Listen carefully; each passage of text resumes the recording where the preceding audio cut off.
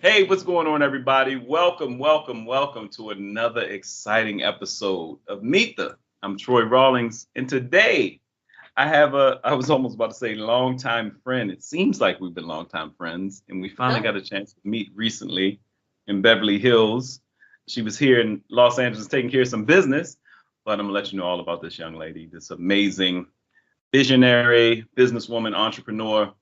But she has some amazing things that she's doing for women. It started as, I guess, something for couples that turned into something for women that turned into something for that. I'll let her explain. Give it up for the creator of Destination Diamond, Miss Shana Doshi. How are you, Shana? Hi, good morning. Doing great. Thank you, Troy. Super excited to be with you again today. And I've been, keeping in touch with you, obviously, through social media over the last several years, and really excited that we had a chance to meet in person last month. So thank you for Yeah, yeah. Oh, most definitely. I'm excited too because with I have some partners here that we're working on things, and the Rejuvenesh crew who travels around, Reg Lenny and Sue Alexander, and I you and I started talking about Destination Diamond, and well, I'll let you explain it. Well, first off, I Tarantino a little bit, so I'll jump around. But okay. first off, let people know where you're originally from. Sure. Born and raised in Michigan. I moved to Southern California actually for 2 years after college and then moved back to Michigan, which I currently live. So I love to travel. I don't know how long I'll stay in Michigan. I'm kind of waiting for the kids to get into that college, age, and who knows where the world will take us. So That's right. That's right.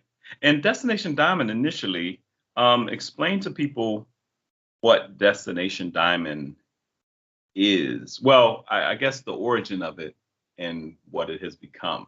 sure. So Destination Diamond launched 4 years ago, and we started as an engagement planning company. And personal experience, kind of taken into the entrepreneurial business approach, I went shopping for engagement rings actually with my sister and then my brother-in-law. So at the time, it was kind of that um, what are you looking for, and how do you make sure that she actually gets the ring that she really wants without having to have them go together to the store and pick that out, right? You still want that special element of engagement. Right. And so I found it was really interesting to kind of see her taste versus his taste. But then at the end of it, we kind of married the two together. I was able to help her out, and then I was able to help him out, and really guided him to, picking out something that she absolutely would fall in love with, and she did. So success story number one. From there, it kind of turned into this whole process of engagement. So after, you get the ring, I mean, the special event is that actual proposal, but then where do you go from there? My personal experience within my engagement process was traveling to different places to go wedding dress shopping. And I feel like there's more to than just the planning of the wedding. There's a whole process that we sometimes forget about. And I just really want to make that a special event for everyone. Yeah, and nowadays, because a lot has changed, and I like to call myself a romantic at heart. I love romantic comedies. I love the essence of it, the traveling. But how important is that nowadays to be involved and make it a journey as well? We talk about how the wedding is a day, the marriage is a lifetime. How important is the journey of that I guess the final part of the courtship into marriage, that engagement process? Because a lot of times people may think the engagement process, oh, we're gonna pop the question here. But you make you've chosen to make it an experience where you find out more. How important is that process? So actually, I think it kind of goes twofold. So there's a process for the person that's proposing, right? The planning, the ring shopping, the location of proposal. Maybe it was a special memory that they created together. Maybe it was a first date location. So kind of tuning into, pulling those ideas to the actual engagement is really step one. Step two would be all the celebrations afterwards. So you have, bachelor parties, or what we did was like a girls' weekend. We also did a send-off party rather than a traditional bachelorette party, because we had friends that wanted to travel to Jamaica with us but couldn't go, right? So we had these small events that led up to that big wedding celebration, and it's really a process. I like that. I like that scenario, because sometimes you'll have people that, now mind you, Destination Diamond, you'll hear that there's some phenomenal things going on. So you want to just get your crew together, get your purse strings together. But it's true. Some people are not going to be able to go. I had a friend that when destination weddings was the big thing. I guess they're getting back into it now. But I remember they had a couple people I know that had destination weddings. They just had the whole thing in Jamaica, or the whole thing in Barbados, or wherever they went. And sometimes people won't be able to make it. So I think that's, and now how is that? Do you do anything in the virtual space as well for those people? If you're setting up a big event, is there a way to tie in virtual to it, or are you all encompassing now with what you're doing? No, we actually planned a baby shower, so non-wedding related, but same concept, right? Gathering friends and family from one location. And then it was during COVID, right? So it was a time when we couldn't gather in person, and we still wanted to celebrate for the couple, experiencing, having a baby for the first time. And so we were able to send gifts, but then also do a Zoom in order to capture the emotion of opening the gifts and thanking everyone. We sent her a cake, so she was able to have that same experience in her own home, in the safety of, her house, without having to expose herself to what was going on outside the world. So. Right. And your experience. So now I'm a Tarantino a little, jump into your experience. So you said, okay, engagement is coming. Love this guy. Did you design your ring though? I actually, I have several partners that I do the design process with. So I am not a certified gemologist, but I have jewelers that are, and I really entrust in them to, focus on their expertise. I bring the idea, I bring, kind of the visual, and then through different like CAD drawings and virtual design elements, we're able to actually pull together and get the approval from the person who's actually, purchasing that ring. Lord, you're gonna get people, that's women sitting like, I can design my ring. Well, the fun thing is I get designs from women too. It's not just, the men or the women that are proposing to the other party. It's, oh my gosh, this is my dream ring. Can you help me? Is there any way, and so there's a lot of like social media snooping, I would say, a lot of Pinterest looking. And so, for people that want to surprise the person, then it's such a different experience than the ones that have it already visually planned. So it's just really pulling the elements together and making sure that, it's a very happy and joyous occasion. And the end goal is that, people aren't receiving something that they don't necessarily love. So I'm really there to help both parties. Right, because for all intents and purposes, it's not just about the ring, but the ring is something symbolic, and it's a piece of jewelry that this person ideally will keep for a lifetime. Back in the day, we re-up rings and do extra stuff to it now, but back in the day, that one ring, how many people you heard was like, well, this was my grandmother's ring that she was like 1919. This ring.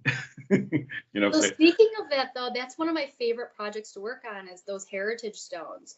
So pulling those family heirlooms into a new design. Sometimes, you have somebody that will love the idea of passing it on from generation to generation. They're not looking at how big, they're not looking at, all the other elements. It is such a meaningful piece of jewelry.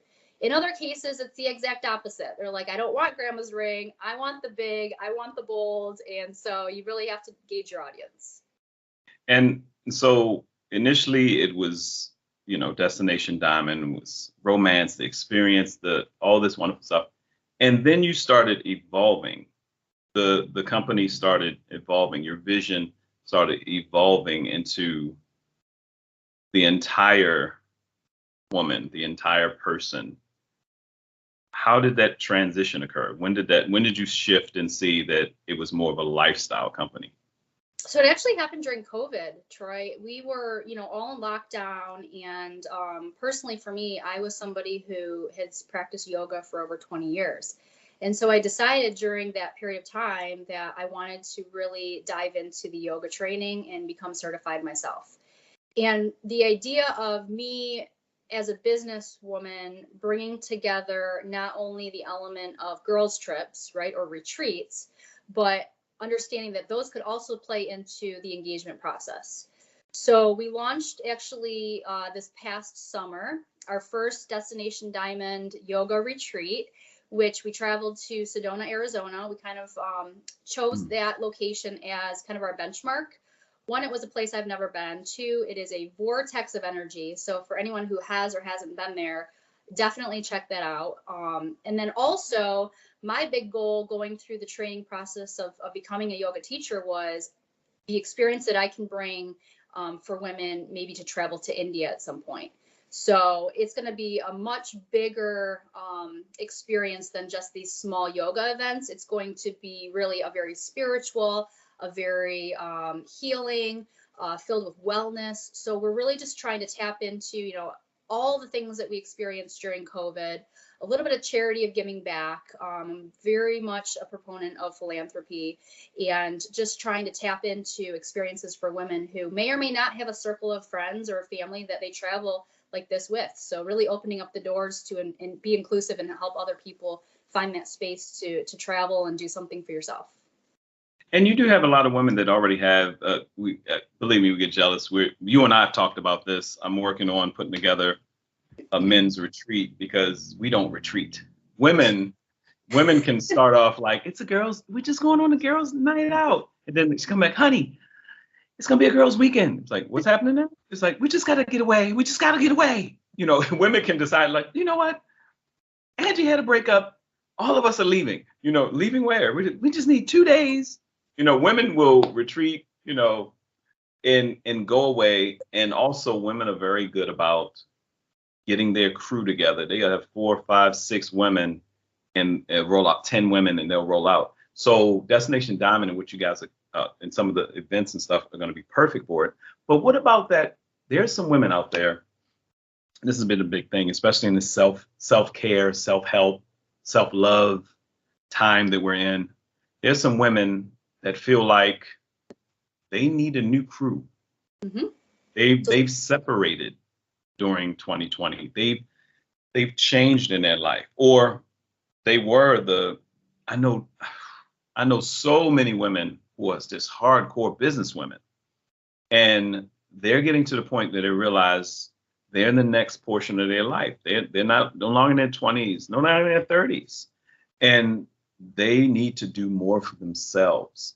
For those women that may be traveling by themselves or coming into this, tell them about the haven, the safe place you've created. How does that fit them? Because some people, they think, oh, I don't have anybody to travel with. I've heard that. Sure. Well, what's interesting is, even speaking from the first retreat, the women that came did not know each other. So I was that conduit of introducing them really for the first time. And now it has created hopefully a lifelong friendship. So I always say, if you dare to just kind of reach outside your comfort zone, and you're looking for, everybody needs time off. Everyone needs that something to look forward to. And knowing that I will be there to help navigate those conversations, engage in those relationships. Literally, you could come as a single, you could come with one or 2 friends, and by the end of it, you're going to leave with a whole new crew of people that probably you'll look forward to traveling with again, just because the experience that we create is really about kind of owning internally what you're really searching for. And then also, making sure that you make it a priority to continue to take time out for yourself. I'm going to make sure I tag Diamond Dust in this. A photographer, Zoe's godmother is Diamond Dust Photography. And she was a travel agent. I'm not going to say her age because I can't say her age, but she doesn't look her age at all. But she was a travel agent when they still the hotels and resorts still sent for travel agents to come and just chill with them Yep. so that they could tell people about it. So, but she loves to travel. But same scenario. I've talked to so many people. Men, we got to get the men together. We got to do something for the men. Guys, we gonna work it out. But I love what Shana's doing. I love her energy, and Shana's gonna be helping with a number of things. But tell me about I've been hearing a lot of people, and we may well first let me rewind. You mentioned something about charities. What's going on with Destination Diamond with charities and charitable giving, and how can people get involved with that as well? So I would say about 4 to 5 years ago, I really entered the space of mentorship. So I've been on platforms of local charities, national charities. I want to get to a global forum for charity.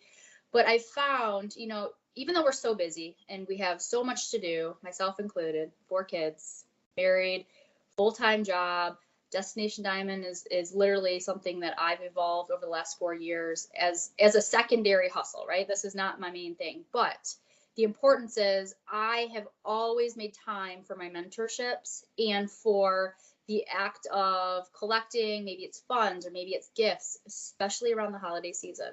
So this year, we're actually going to be partnering with a local charity.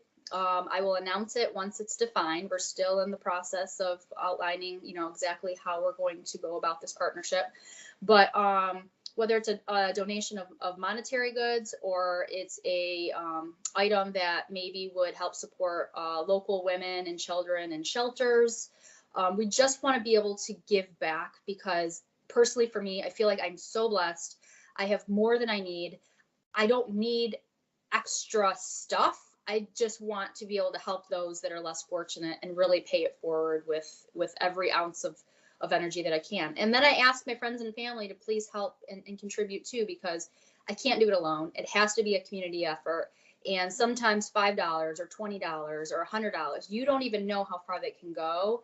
And I think we've all seen over the last, few years that the power of giving is really something that you either learn it or you become it. And I'm really in the process of becoming it.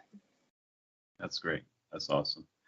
And we need to know some investigative reporting because women find out certain things. What is it about Tulum? Is it just that there was one of the places that were open for people to travel? Because all of a sudden, it's like the traveling to Dubai. All of a sudden, you see people going to Dubai. I see people online. I'm going to Dubai. We're going to Dubai. I was like, what? First off, how you find out about Dubai being the great new destination, but Tulum blew up. It became the spot, but not just a spot for people to go and be at the pool and stuff like that. I know women that took mental health. I know people that had health issues, high blood pressure, this and that, and took trips to Tulum, like right as they were finding out certain things, literally. And I was like, what is going on in Tulum? So what attract? Because I think you mentioned Destination Diamond has an event coming up in Tulum. What attracts? What energy? Like you mentioned something. I'm glad you mentioned about Arizona as well. But what attracted you to Tulum? What is it about Tulum that's attracting people there that you think? So for me, I actually started hearing several friends and family members and coworkers starting to talk about Tulum as their place. They've been there multiple times. They like to travel back there every year. And so for me, that's Jamaica. Okay, so Tulum is new, even though it is Mexico. I think most people are familiar with either Cancun or Cabo.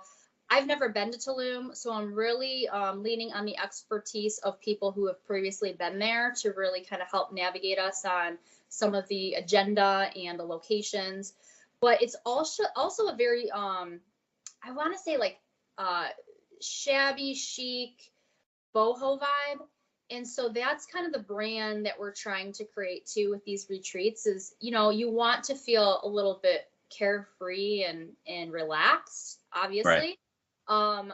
The water for me is a very calming place. So for me, I really wanted to go from first experiences the desert, second experience is going to be the ocean or the Gulf. And then also it's not too far for those of us that will be traveling from Michigan. It's not a horrible flight to get down to Mexico. So it'll be an international trip for us. I think most people that feel comfortable traveling right now are excited about getting out of here in, the middle of February when it's, cold and snowing. But also, I think it's the vibe that Tulum creates. So. I love it. Yeah. So, and I know I don't want to hold you up too long because we can talk because I'm going to go in depths about now. Are you going to be doing any co-ed events at all? We've talked about certain things, but are you going to be doing any co-ed events, or are you going to focus mainly on building up the girls right now? You hear my tone change? Definitely. Yes. I've had actually several requests from other men to incorporate them even in the yoga events, right? So Yes. I don't want to be exclusive to all. I want to start obviously including some co-ed opportunities. We might have couples opportunities coming up. We may have singles opportunities coming up. The yoga will be focused on those who either don't know and want to learn yoga. And for those who might feel a little intimidated with that, it's really an intro, and then we can go into more advanced poses as we go. It's not something that you have to be an expert at yoga to attend. It's really about the experience. For the co-ed events, it's going to be really about, traveling to a new destination that you may or may not have been to and pulling together a really great long weekend event. So a lot of good food is incorporated. For those of you, it can be, alcohol or non-alcohol based. It is truly custom to kind of that vibe or that intention of what that event is really geared towards. So we will not leave the guys out. We might incorporate a little golf and maybe some cigar smoking into a future event. So we will definitely custom those events based on the audience. Well, golf is your thing. And I've been saying, pre-pandemic, I've been saying, look, I'm going to go over here. Griffith Park has some great pros. I'm going to learn. And I keep saying I'm going to learn. But golf is your thing. That's one of the things. I started golfing when I was 12. Thank you to my father for introducing me to the game. It has opened so many opportunities for me just from a networking perspective. But also I'm starting to find people coming to me kind of gradually about, hey, I really want to learn, but I've never golfed before. Listen, I'm the perfect person to go with because half the time I don't even keep score. Like, this is not competitive for me. This is really just getting people out onto the golf course or to the driving range, working with pros, either that we can find for you or ones that I know, and really just getting you comfortable showing up to these events and able to at least swing the club comfortably. Man, Jay Phillips, he's a comedian, but he's an avid golfer. Because I was asking, I was like, everybody. It was an older guy who was a client of mine years ago in Baltimore when I had my barbershop, and he said, I was like, yeah, the guys are going out golfing. He said, look, Troy, don't go out with your friends. Go and find a pro. That's how he talked to me. Go and find a pro and learn the right way first, because you'll pick up their bad habits. And I was like, okay. So years later, I still haven't done it yet. And then just talking to Jay, I was like, I heard it's good for networking. He said, Troy, it's good for networking if you can keep up with the game. Let me tell you, I've seen some disastrous meetings on the golf course, because when you're out there and if you're doing doubles or if you're playing, the game goes according to the two people going together. So let me tell you guys that want to get into golfing for networking, learn the basics, because if you're throwing the ball off course, it slows down the game and the meeting is probably not going to go. But I think that's where honesty comes in, right? Like, if you come in telling the group you're a new golfer and a lot of people are willing to help, some may step back and say, okay, I know how today's going to go. We're going to be chasing balls all over. But if they know that ahead of schedule, Yeah. Don't go out there. No, I've been there. Yeah, I've done it. Exactly. No, I'm good. Yes. And everybody's looking at their watch like, I thought today was going to be. So. Yeah, charity events for golf, right? I mean, those are just totally different. Totally different if it's charity, Yeah. But, and that's another thing for people that want to, because you have that interest. So are you going to be working with some companies and some people that may want to set up things, especially if they want to set up things where they love golfing, they want to do a charitable event, they want the wives to come, or the women who golf. I know a lot of women that golf.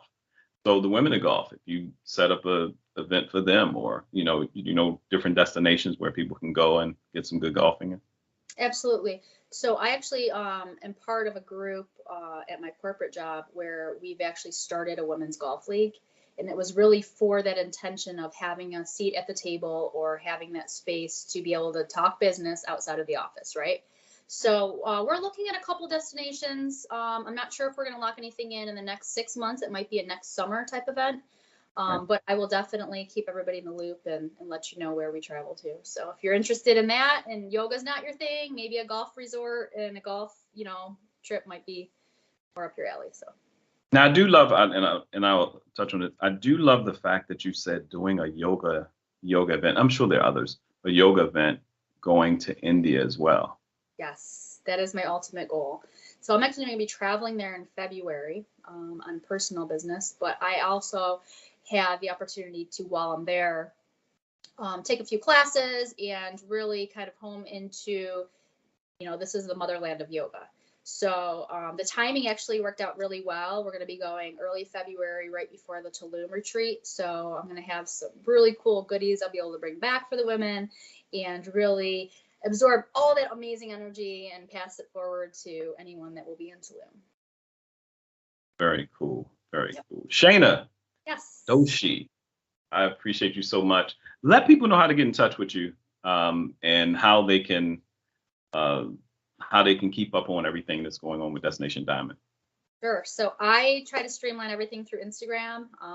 My name is Destination Diamond, and you can either, send me an IM or, try to connect with me by following some of our excursions.